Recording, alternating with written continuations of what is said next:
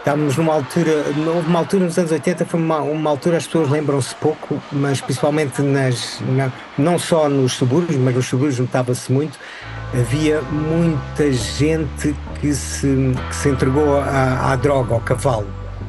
Lisboa tinha muitas crianças de rua a snifar cola de contacto, e então havia assim um ambiente assim um bocadinho pesado. E havíamos nós que andávamos assim um bocadinho a querer mudar o mundo, achando que era possível fazê-lo vivendo a diferença, não é? Vivendo de um modo diferente e trabalhando de um modo diferente, ganhando a vida e vivendo de um modo diferente, não é? Olá, eu sou a Joana Louçã e este é o quarto episódio da segunda temporada de Palmeiras, um Palácio em Revolução. Criação sonora e produção sonora de Gui Caligari.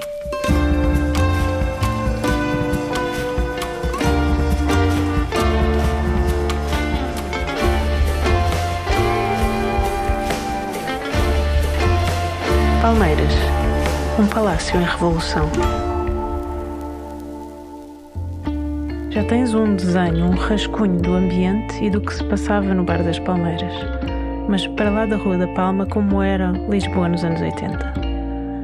Politicamente, a vida mudou de cor, sobretudo quando pensamos no caminho desde o PREC, menos de 10 anos antes, quando as manifestações surgiam quase espontaneamente pelas ruas. No início do episódio ouviste Alexandre Freitas e agora Fernando Faustino e Pedro Eloy Duarte, Eduardo Amanso e Cecília Honório. Na altura, a gente estamos a falar que dos anos 80, era aquele marasmo que a gente sabe dos anos 80, não é? Porque parece que eram muito bonitos assim à distância, mas se calhar na altura não eram tão bonitos. Era muito cinzento o mundo. Aquela euforia da Revolução, já tinha 10 anos, sabes? Que ele já estava a entrar no...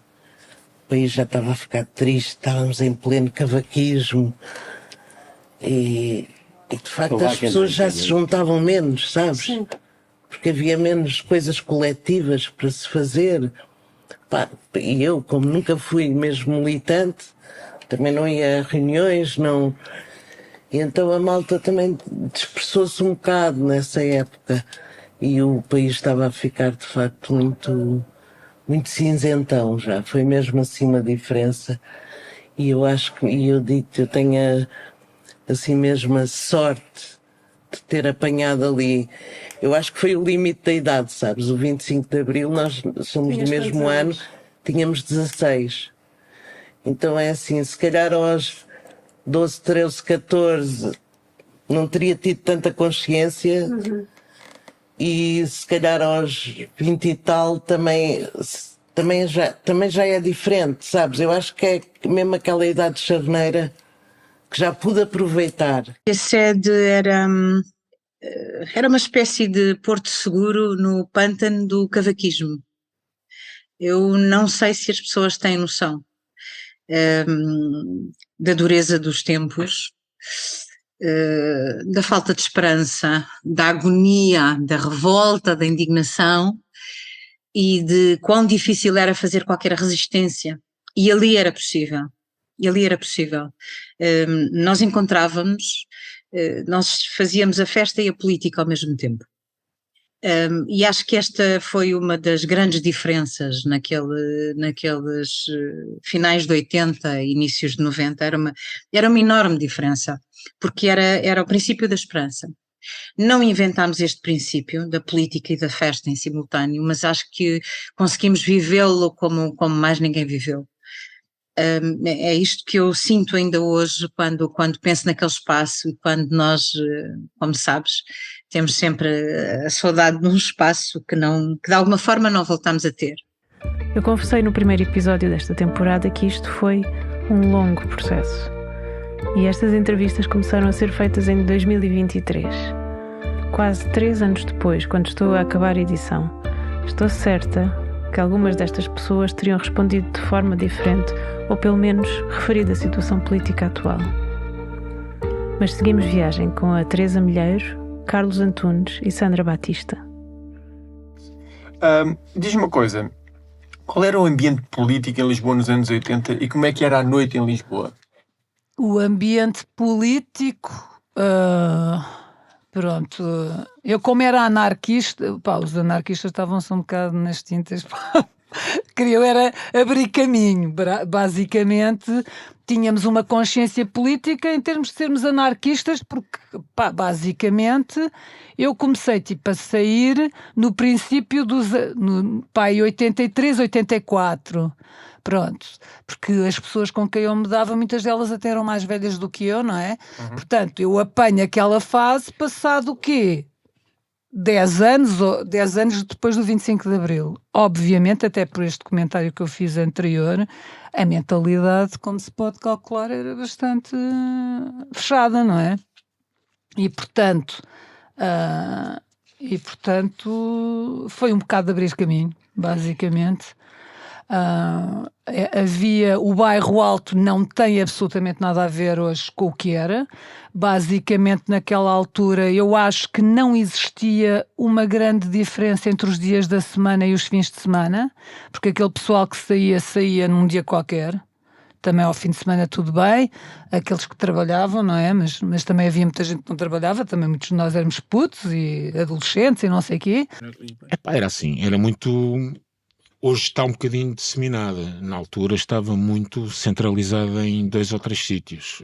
A noite, principalmente e fundamentalmente, estava situada no bairro Alto. E na altura não havia telefones, não havia internet, portanto há que dizer e referir, porque hoje em dia é tudo tão... Está tudo à mão, não é? Na altura nós não tínhamos rigorosamente nada. Era a palavra, era a confiança no outro. E os pontos de encontro eram sempre os mesmos, mais ou menos.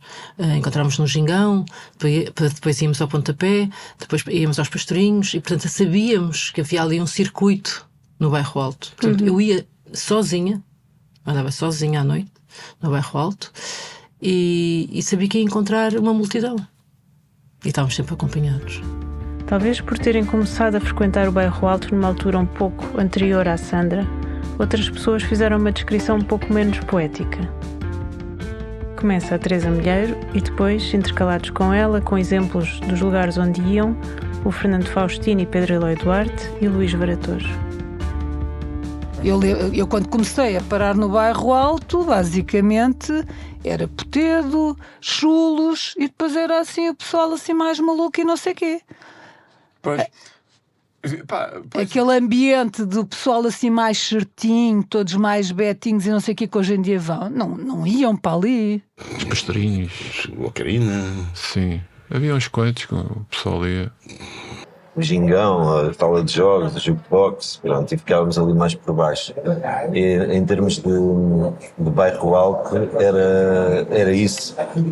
Não, eu havia, e até posso dizer que existia, tipo, por exemplo, a nível de tascas de pessoal com quem eu me dava, porque obviamente que havia esta coisa política e depois também havia o pessoal mais ligado às artes, ligado ao teatro, e é engraçado que, por exemplo, havia o estádio, não é? Que era onde parava mais o pessoal ligado ao teatro e depois o Gingão era mais pancalhada mesmo, pronto. O Gingão, sendo pancalhada mesmo, até teve direito a uma música dos Pesticida e era um ponto de encontro de bandas. Luís Varatojo. Censurado, chute, desbacau, Sétimo toda a gente passava por ali. E por isso ali era mais ou menos o centro dos acontecimentos. Também promovia o que acontecia nos outros locais. Mas algumas pessoas lembraram-se que a sua clientela não eram só punks e músicos. Sendo que no Gingão havia uma mistura entre punks e havia também skinheads que lá paravam. O Gingão é onde se juntavam, alguns skinheads juntavam-se no Gingão. E assim, de vez em quando, lembro-me de ter espreitado uma vez, andavam umas cadeiras a voar e não sei o quê, aquilo era assim um bocado duro. Mas obviamente que havia pessoal que tinha medo de ir ao Gingão. Pronto. Eu ainda me lembro de haver um porteiro, que eu não me lembro como é que o gajo chamava, que tinha uma fusga. Basicamente o gajo estava à porta e tinha uma pistola. E de vez em quando havia pancadaria à séria. Eu lembro-me de cenas de pancadaria com garrafas, com cintos, com... Aquilo às vezes era complicado. E o próprio dono do Gingão tinha sempre ferros atrás do balcão. E eu lembro-me do gajo distribuir ferros para andarmos à pancada. Porque de vez em quando era pancadaria mesmo a sério dentro do próprio Gingão, daquilo ficar tudo virado, pá, e às vezes era perigoso. Ouviste a Teresa Milheiro intercalada com a Ana Alexandrino. Mas lá está, já passaram 30 anos e as memórias das pessoas não são iguais. Nem sempre nos lembramos do mesmo, ou podemos estar a descrever o mesmo lugar numa fase ligeiramente diferente. Luís Varatojo dá outra perspectiva. Eles frequentavam bastante o sítio mesmo ao lado do Gingão, que era o Solar do Marão. No Gingão eram os punks, no Solar do Marão havia skins, era uma mistura também, não é? Mas eles eram mais ali, eles no Gingão não entravam, não tinham autorização. Senão o Sr. Aníbal mandava ao Paulo, que era o filho mais novo, Paulo vai buscar a moca. E aquilo ali fervia mesmo. O Sr. Aníbal era do Norte e não deixava os créditos por mãos alheias. E ali não se passava nada. Além do Bairro Alto, várias pessoas definiram outros polos noturnos. Carlos Antunes, Fernando Faustino e Pedro Eloy Duarte, José Fabião e novamente Carlos Antunes. Pois havia outro polo, se assim podemos chamar, era aqui o Bar das Palmeiras. Um terceiro polo seria definitivamente 2 ou 3 bares do Castré, que era o Tóquio, o Jamaica e o Shangri-La. E toda a noite lisboeta dos anos 80 girava à volta destes 3 polos. Isso. E mais para a frente surgiu um quarto polo, que era um bar que era ali na 24 de Julho, que era o... não me recordo o nome do bar. O Bar Oceano? Sim, o Bar Oceano. Havia o Bar Oceano, que era uma coisa, um buraco ali na 24 de Julho, uma coisa de faca na liga absolutamente intratável. Que era um bar que tinha tradicionalmente muito skinhead lá dentro. Muito skinhead. E a malta ia lá. Convidavam-nos e a gente ia. E eu sempre achava assim, é desta vez que a gente vai levar um cancelo do caraças. Nunca aconteceu.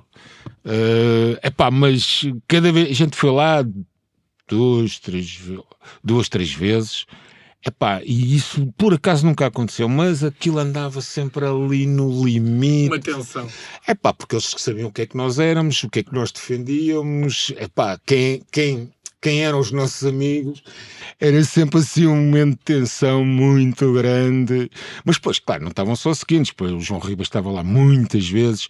Aliás, foi aí que eu conheci o baterista dos Censurados, o Palitos. Pus há uns minutos atrás a primeira referência aos skins no Gingão para ver como é que te sentias a ouvir isto. Porque a naturalidade e a frequência com a qual as pessoas com quem falei referem a presença de skins e de cenas de porrada com skins na noite, sobretudo de Lisboa, mas também de outras cidades, foi uma das coisas que mais me surpreendeu quando comecei estas conversas e quando comecei também a ler sobre esta altura. O Totrips já tinha falado disso no episódio anterior e falaremos noutro episódio sobre os skinheads e as suas formas de organização, mas sobre estes cruzamentos na noite, o João Carlos Louçã, na altura da juventude do PSR, foi muito claro. Eles utilizavam também a música como forma de recrutamento, de consolidação das suas organizações políticas e, portanto, e às vezes a música era, eu não digo, enfim, era a mesma, é um bocado exagero, porque não era. Havia bandas de skinheads e bandas anti-skinheads, obviamente, mas havia ali zonas cinzentas. E dependendo da banda, ou estávamos nós ou estavam os skinheads no mesmo espaço. E às vezes cruzávamos, evidentemente, e não era agradável. E o Bar Oceano, a que o Carlos Antunes se referia, era um dos lugares onde havia esses cruzamentos. Eu lembro-me de uma vez que tive que fugir do Bar Oceano, estava com o Zé da Messa, e tivemos que fugir porque nos enganámos na noite, porque estávamos lá a beber umas cervejas e percebemos que estávamos no meio dos skinheads e eles reconheceram-nos, provavelmente muito mais o Zé do que a mim, reconheceram-nos como as pessoas das Palmeiras e tivemos que fugir sobre uma chuva de pedras. O João Grosso já tinha sido agredido também. O Zé da Messa era o José Carvalho. e a sua história é a razão pela qual eu quis fazer este podcast. Estou quase a chegar até ele, mas ainda estou a tentar fazer esse retrato da época. E isto é importante. O Bar Oceano ficava entre o Cais de Sodré e Santos. Um dos seus sócios era o ator e encenador João Grosso, que a 20 de maio de 1989, à porta do bar, foi defender um jovem que estava a ser atacado por skinheads, que se viraram contra ele em grupo e acabou por ser o João Grosso atacado e ficou gravemente ferido. A presença de skinheads era, portanto, clara nos poucos lugares de música ao vivo. Lá está, noutro episódio vou falar mais profundamente sobre isto. Mas agora vais arejar com um curto intervalo com o Luís Morgadinho. E como é que começaste a tocar música? Eu não sou músico, eu sou um desastre na música. Apareci na música porque tinha necessidade de vociferar uma série de coisas que me iam na alma. Ok. Mas o que aconteceu comigo, ligar-me, se eu estava com as bandas Bancos em Coimbra, houve uma ou duas vezes que entrei em cima de um palco para vociferar uns poemas. Foi com uma banda que nós chamámos aquilo de Divisão, que nunca tínhamos ensaiado, e fizemos a primeira parte de uma outra banda que também não ensaiavam, que eram os Puta de Alma e Coração. O nome é lindíssimo. E aquilo é um dos concertos, quando foi a primeira vez que fomos a esse palco no Liceu José Falcão, é um dos concertos memoráveis de 80 de Coimbra, porque quem passou naquilo lembra-se, porque não havia gel, não havia uma série de coisas para espetar o cabelo, então era o sabão e guache. Então eu lembro-me de estar em cima do palco e olho para os meus amigos que estavam à frente do palco a mandarem bocas, todos eles a escorrerem suor, mas o guache todo a escorrer também. Aquilo filmado e gravado na altura ali. Quando organizamos a cena do Sousa Bastos, portanto eu resolvi que havia de fazer as luzes e a parte de cenários de toda daquilo, mas sou eu que recebo os Bastardos de Cardeal de Viseu. Não sei o que é que lhes disse, que o baixista disse: daqui a 15 dias tocamos no Agitar em Aveiro, que era um dos primeiros festivais, e quero-te lá como vocalista. Na altura não havia internet, não havia nada, então eu recebi uma cassete muito mal gravada em casa, daqueles gravadores de digital. E fui parar ao Agitar-te, em que quando eu me apresento no portão para entrar do festival a dizer que era vocalista dos Bastardos de Cardeal, já tinha entrado 20 vocalistas dos Bastardos de Cardeal e eu tive que saltar um muro, esfarrapei-me todo para conseguir entrar lá dentro. Acho que aquilo era um coro, portanto a banda era um coro em que ninguém sabia cantar, mas sabíamos todos berrar e dizer umas coisas. O que é certo é que depois andei na estrada com eles 5 anos. Eles estão de regresso, estão já a gravar agora um álbum, vão gravar o segundo.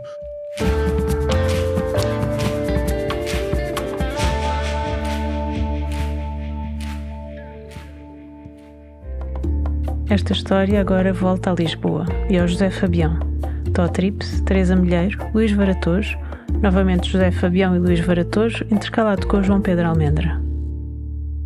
Agora há música por todo lado, na altura havia muito poucos sítios. Mas não havia assim muito espaço. Aliás, na altura até havia mais espaços para tocar no Porto do que aqui. Tu contas-me esta descrição assim completamente a fervilhar, que tu me contas. Sim. De tudo a acontecer, inclusivamente, por exemplo, em termos de bandas, acho que havia muito mais bandas portuguesas e ouvia-se muito mais bandas portuguesas na altura do que se ouve hoje em dia. E o aparecimento desses sítios todos teve só a ver com esse facto de andarem muitas bandas e de haver esse movimento todo e como havia bandas, havia assunto para abrirem esses sítios e uma coisa puxa a outra, não é? Víamos sítios sem condições nenhumas, mas pronto, era mais um espaço para tocar. Na altura conseguia-se fazer 5, 6 concertos em Lisboa, uma tour sem sair de Lisboa, basicamente. Sítios que levavam 200, 100 pessoas. Mas promovia esses concertos no Gingão, sempre cartazes no Gingão. Lá não se fazia concerto, era só mesmo uma tasca. E depois havia espaços que episodicamente realizavam qualquer coisa com condições precárias e marginais. Eu lembro-me, por exemplo, da sede da Associação de Rugby de Direito, que era ali na Rua do Salitre, e que eles abriram um bar que chamaram Usina Fábrica. E o espaço era isto que os criados. E eventualmente, depois, se fossem engraçados, ficava. Lembro que nós abrimos um espaço que era a Usina e ficou durante anos. E então eu lembro perfeitamente, nós chegámos a ir lá tocar, tivemos que ajudar a fazer um palco, porque aquilo não tinha, histórias mirabolantes. Fizemos o palco, fizemos tudo, montámos o palco, eu não tinha essas merdas em casa, os projetos, nos papéis, sério.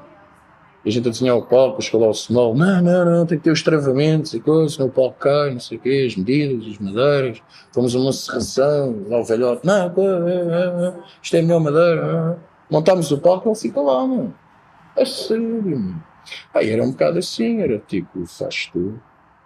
E basicamente fizemos tudo, fizemos o palco, fizemos a promoção, distribuímos, cobrámos bilhetes à porta e tocámos.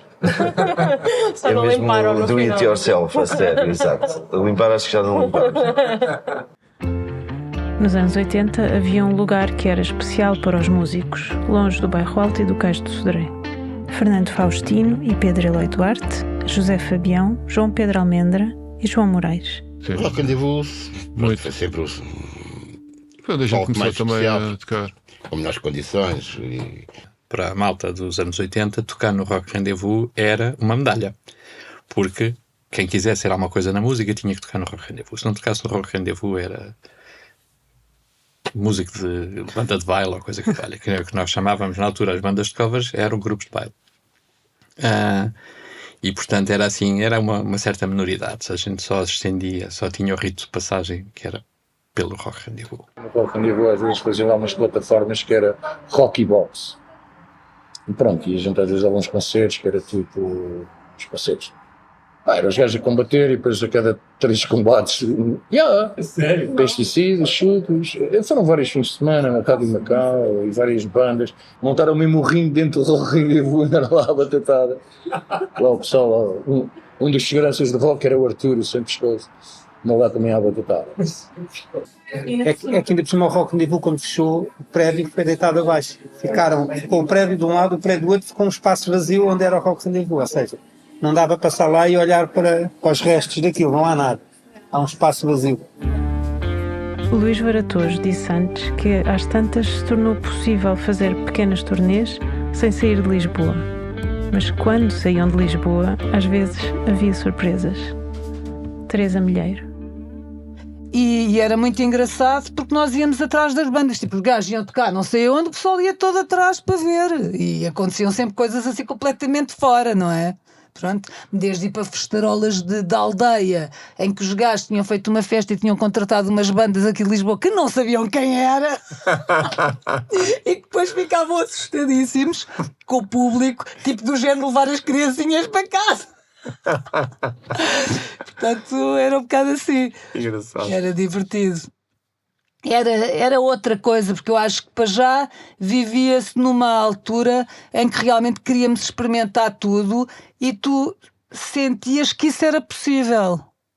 Pois. Sentias que isso era possível poder experimentar tudo e hoje em dia é exatamente o oposto. Os jovens não sentem isso. Então, eu hoje em dia dou graças que nos anos 80 ninguém tinha telefones, nem máquinas, nem nada, porque senão tinha sido complicado, não é? Porque as cenas que o pessoal fazia e as maluqueiras e não sei o quê. Hoje em dia, se eles fizessem a mesma coisa, estavam tramados porque outro dia ia aparecer aquela porcaria toda nos telemóveis ou não sei o quê, que é chato, quer dizer, como é óbvio. Essa falta de privacidade acho um horror. Eu concordo. Este episódio está quase a terminar, mas voltando à noite de Lisboa nessa época, havia uma outra porta incontornável e muitas vezes mesmo intransponível. Alexandre Freitas, Luís Varatojo e Teresa Milheiro, intercalados. Havia um outro sítio que também na altura era uma referência cultural, que era o Frágil, só que o Frágil tinha um filtro. Uma vez tentámos ir ao Frágil e não nos deixaram entrar. Então lá fomos, não devíamos estar vestidos de rigor. Eu não entrava no Frágil porque normalmente os punks não nos deixavam entrar. Os punks não podiam entrar. O Frágil só deixava entrar, a Margarida só deixava entrar determinado tipo de pessoas. Percebemos logo que havia ali uma separação por causa da forma de vestir, e se calhar não tínhamos dinheiro para pagar as bebidas do Frágil. Acho que só uma vez é que consegui entrar porque vinha muito bem acompanhado. Eu só entrava se fosse acompanhada por alguém assim mais conhecido. Tipo, se fosse com um dos chutos, aí deixavam-me entrar, porque era pronto, mas era um bocado assim que funcionava, não é? Era super elitista.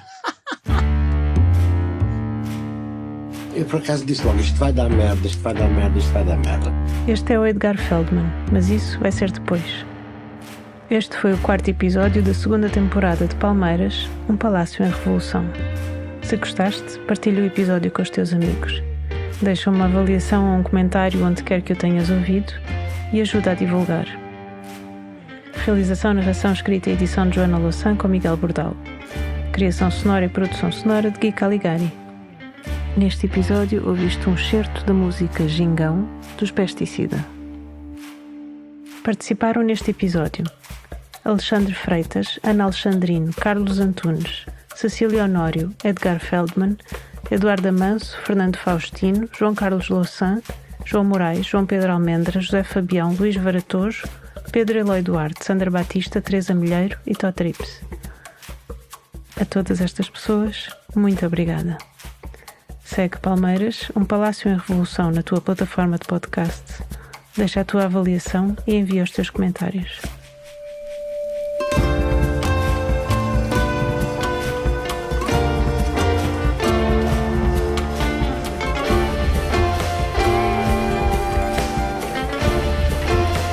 Palmeiras, um Palácio em Revolução. Esse podcast é uma produção da Muxirão Edições, que transporta vozes para comunicar a tua e a nossa história. Dá o like na sua plataforma de podcast preferida, acesse as nossas redes e o nosso site. Produção Muxirão Edições, com X.